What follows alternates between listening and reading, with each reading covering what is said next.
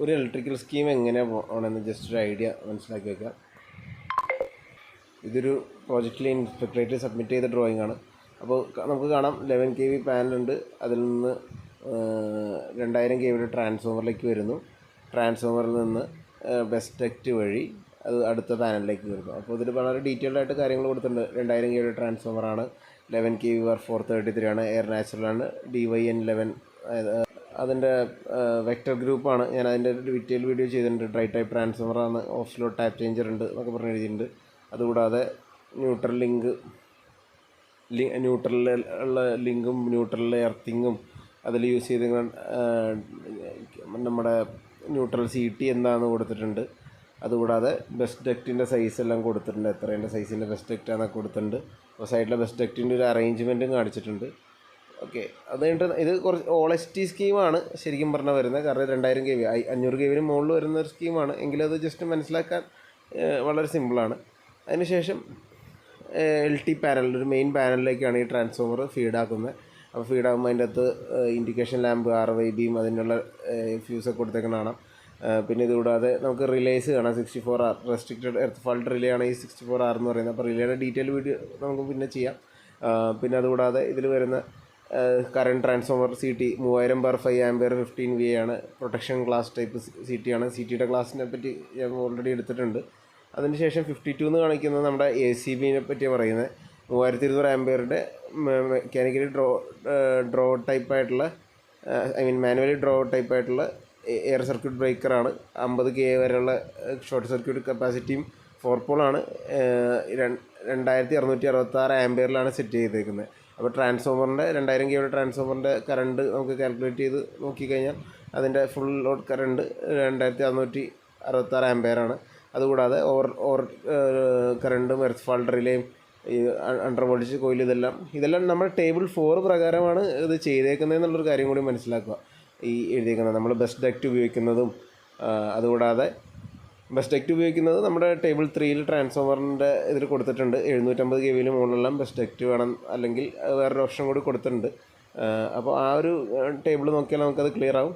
അതിനുശേഷം ഈ മെയിൻ ഇൻകമറായിട്ടുള്ള ഈ ACB എത്രയിൽ സെറ്റ് ചെയ്യണമെന്നുള്ളതാണ് അവിടെ പറഞ്ഞേക്കുന്നത്.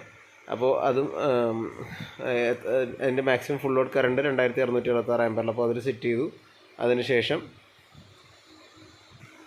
അതിൻ്റെ അവിടെ ഒരു CT ഇട്ടു. 3000/5 ആംപിയറിൻ്റെ ക്ലാസ് 1 CT ഇട്ടു, 15 VA ഉള്ളത്. അതിൽ നിന്ന് മൾട്ടി ഫങ്ഷൻ മീറ്റർ, അതായത് നമ്മുടെ ഇതിൽ പാരാമീറ്റേഴ്സ്, ആംപിയർ, വോൾട്ടേജ്, kWh മുതലായ സാധനങ്ങൾ നോട്ട് ചെയ്യാൻ വേണ്ടിയുള്ള മീറ്റർ അവിടെ യൂസ് ചെയ്തേക്കണം കാണാം. അതിനുശേഷം ഒരു ബസ് ബാർ ഡിസൈൻ വരുന്നു. അപ്പോൾ ബസ് ബാറിൽ എത്ര ആംപിയർ ഉണ്ടെന്നൊക്കെ നോക്കിയിട്ട് നമ്മൾ ബസ് ബാർ അത് ചെയ്തിട്ടുണ്ട്. അപ്പോൾ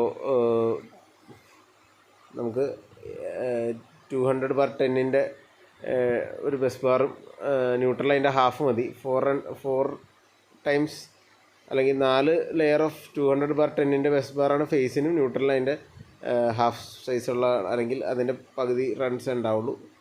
അതിനുശേഷം ഔട്ട്പുട്ട് എല്ലാം MCCB ആണ് യൂസ് ചെയ്തത്. ACB incomer, output ACB. അപ്പോൾ നമ്മൾ ആ പ്രോബ്ലം നോക്കുമ്പോൾ അതിൻ്റെ അകത്ത് ഇൻകവർ ACB ആണെങ്കിൽ ഔട്ട് ഗോയിങ് എത്ര വേണം, എത്ര സെറ്റ് ചെയ്യണം എന്നൊക്കെ ഉള്ളത് നോക്കിയിട്ടാണ് സെറ്റ് ചെയ്തേക്കണേ. അപ്പോൾ അതിൻ്റെ ഡീറ്റെയിൽ ഇവിടെ കാണാം എന്തൊക്കെയാണെന്നുള്ള ഒരു നമുക്ക് SSB 1 2 3 എന്നൊക്കെ പറഞ്ഞ് കുറേ കാര്യങ്ങൾ കൊടുത്തിട്ടുണ്ട്. അപ്പോൾ ഇതേപോലെ ഒരു ടേബിൾ നമ്മൾ സ്കീം ചെയ്യുന്നതിൻ്റെ കൂട്ടത്തിൽ വരയ്ക്കണം. അതിൽ വോൾട്ടേജ് ഉണ്ടാവണം, കണക്റ്റഡ് ലോഡ് എത്രയാണെന്ന് ഉണ്ടാവണം, മാക്സിമം ഡിമാൻഡ് ഉണ്ടാവണം, റേറ്റഡ് ആംബിയേഴ്സ് ഉണ്ടാവണം. പിന്നെ അതിൽ യൂസ് ചെയ്യുന്ന കേബിൾ ഇപ്പോൾ ഇതിൽ കാണാം. നമ്മുടെ SSB 1 എന്ന് പറഞ്ഞ പാനലിലേക്കാണ് ഈ പറഞ്ഞ ഇത് പോയേക്കുന്നത് കാണിച്ചേക്കുന്നത്. അപ്പോൾ അതിൽ എത്ര വോൾട്ടേജാണ്, എത്ര കണക്ട് ലോഡ് ഉണ്ട്, എത്ര മാക്സിമം ഡിമാൻഡ് ഉണ്ട് എന്നുള്ള നോക്കിയിട്ട്, അതുകൂടാതെ റേറ്റഡ് കറണ്ട് എത്രയാണെന്ന് കാൽക്കുലേറ്റ് ചെയ്യുന്നുണ്ട്. പിന്നെ അതിൽ യൂസ് ചെയ്യുന്നത് 300 സ്ക്വയർ mm കേബിളാണ്. 2 റൺസ് ഉണ്ട്, 3.5 കോർ ആണെന്നുള്ളും അതിൻ്റെ ലെങ്ത്തും എഴുതിയിട്ടുണ്ട്. പിന്നെ അതുകൂടാതെ എർത്തിങ്ങിൻ്റെ കണ്ടക്ടർ സൈസും ഇതിൻ്റെ അകത്ത് എഴുതിയിട്ടുണ്ട്. അപ്പോൾ ഇതേപോലെ SSB 1 2 3 അങ്ങനെ SB1 എന്നൊക്കെ പറഞ്ഞ് എഴുതിയിട്ടുണ്ട്. ഇതെല്ലാം ഒരു റെസിഡൻഷ്യൽ പ്രോജക്റ്റിൻ്റെയാണ്. കുറേ ടവറുകളുണ്ട്. ഓരോ ടവറുകളിലും ഏകദേശമല്ല, ഒരു 44 ഫ്ലാറ്റൊക്കെ വീതമുള്ള ടവറുകളാണ് ഉള്ളത്. SSB 1 2 3 ഫീഡ് ചെയ്യുന്നത്. അപ്പോൾ അതാണ് അതിൻ്റെ അകത്ത് കാണുന്നത്. ഇനി ഇതിൽ സെക്കൻഡ് ഡ്രോയിങ് എന്ന് പറഞ്ഞാൽ LT പാനലിൽ നിന്ന് വന്ന് കയറിയിട്ട് SSB1 എന്ത് സംഭവിക്കുന്നു എന്നാണ് കാണുന്നത്. അപ്പോൾ SSB1 അകത്ത് സംഭവിക്കുന്ന ഡീറ്റെയിൽ ആണ് കാണിച്ചത്. ഒരു ഇൻകവർ ഉണ്ട്, MCCB യൂസ് ചെയ്യുന്നുണ്ട്, അല്ലെങ്കിൽ ഐസൊലേറ്റർ നമുക്ക് യൂസ് ചെയ്യാം. അപ്പോൾ അതിലേക്ക് വരുന്ന കേബിളിൻ്റെ സൈസുകൾ അതിൽ കാണിച്ചിട്ടുണ്ട്. 2x3.5 300 എന്നൊക്കെ പറഞ്ഞ് കാണിച്ചിട്ടുണ്ട്. അതിനുശേഷം അത് പല ടവറല്ല പല MP1 MP2 MP3 എന്ന് പറഞ്ഞ പാനലുകളിലേക്ക് ഡിവൈഡ് ചെയ്ത് പോകണം. ഈ MP എന്ന് പറഞ്ഞാൽ മീറ്ററിങ് ആയിട്ടുള്ള പാനലാണ്. ഞാൻ പറഞ്ഞല്ലോ റെസിഡൻഷ്യൽ പ്രോജക്റ്റാണ്. അപ്പോൾ അവിടെ ഓരോ വീട്ടുകാർക്കും അല്ലെങ്കിൽ 8 വീട്ടുകാർക്ക് വേണ്ടി നമ്മൾ ഒറ്റ പാനലാണ് നമ്മൾ യൂസ് ചെയ്യുന്നത്. അതാണ് ഈ റൈറ്റ് സൈഡിൽ കാണിച്ചേക്കുന്നത്. Typical arrangement of MP1 MP5 അത് കുറേ പാനലുണ്ട്, എല്ലാം സെയിം സൈസ്, കോപ്പി പേസ്റ്റ് തന്നെയാണ്. അപ്പോൾ അതിൽ നമ്പർ എഴുതി വെച്ചാൽ നമുക്ക് മനസ്സിലാവും. അതിന് വേണ്ടിയാണ് അങ്ങനെ എഴുതി വെച്ചേക്കുന്നത്. SB1 നിന്ന്, അതായത് നമ്മൾ LT പാനലിൽ തുടങ്ങി LT പാനലിൽ നിന്ന് SSB1 SSB1 നിന്ന് നമ്മുടെ ഓരോ വീട്ടുകാർക്കും, അതായത് ഒരു പാനലിൽ നിന്ന് 8 വീട്ടുകാർക്ക് ഉള്ള സപ്ലൈ പോകുന്നതാണ്. എനർജി മീറ്ററും ഫ്യൂസ് വഴി മറ്റേ DBയിലേക്ക് കയറുന്നതായിട്ട് നമുക്ക് ഇവിടെ കാണാം. അപ്പോൾ ഇങ്ങനെയൊക്കെയാണ് നമ്മൾ സ്കീം വരച്ചു കൊണ്ടുപോകേണ്ടത്. ഇതിപ്പോൾ റെസിഡൻഷ്യൽ പ്രോജക്റ്റാണ്, സിമ്പിളായിട്ട് ഇതേപോലെ വരയ്ക്കാവുന്നേ ഉള്ളൂ.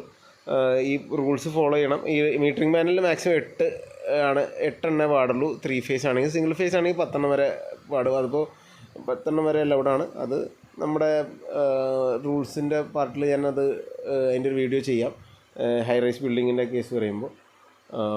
ഇത് ജസ്റ്റ് നിങ്ങൾക്കൊരു അണ്ടർസ്റ്റാൻഡിങ്ങിന് വേണ്ടി ഞാൻ ഇത് കാണിക്കുന്നുള്ളൂ. അപ്പോൾ ഇതിൻ്റെ ടേബിളൊക്കെ നോട്ട് ചെയ്ത് വെക്കാം. അപ്പോൾ നമ്മൾ ഈ ലൈസൻസിൻ്റെ ഇൻ്റർവ്യൂവിന് പോകുമ്പോൾ ഇതേപോലെ മാക്സിമം വൃത്തിയോടെ ടേബിൾ വരയ്ക്കാൻ ശ്രമിക്കുക. ഒരു സെറ്റ് സ്ക്വയറൊക്കെ ആയിട്ട്, വലിയ സെറ്റ് സ്ക്വയറും ഇതൊക്കെ ആയിട്ട് പോയി കഴിഞ്ഞാൽ നമുക്ക് പെട്ടെന്ന് വരയ്ക്കാൻ പറ്റും. പ്രോ സർക്കിളൊക്കെ ആയിട്ട് പോയാൽ നമുക്ക് പെട്ടെന്ന് വരച്ച് പോകാൻ പറ്റും. പെൻസിലിൽ വെച്ച് വരയ്ക്കാൻ നോക്കുക, എന്തെങ്കിലും തെറ്റിപ്പോയാൽ അല്ലെങ്കിൽ നമുക്ക് ടെൻഷനാവും. അപ്പോൾ അങ്ങനെയുള്ള കുറച്ച് ചെറിയ കാര്യങ്ങളാണ്. പിന്നെ പ്രാക്ടീസ് ചെയ്യുക മാക്സിമം.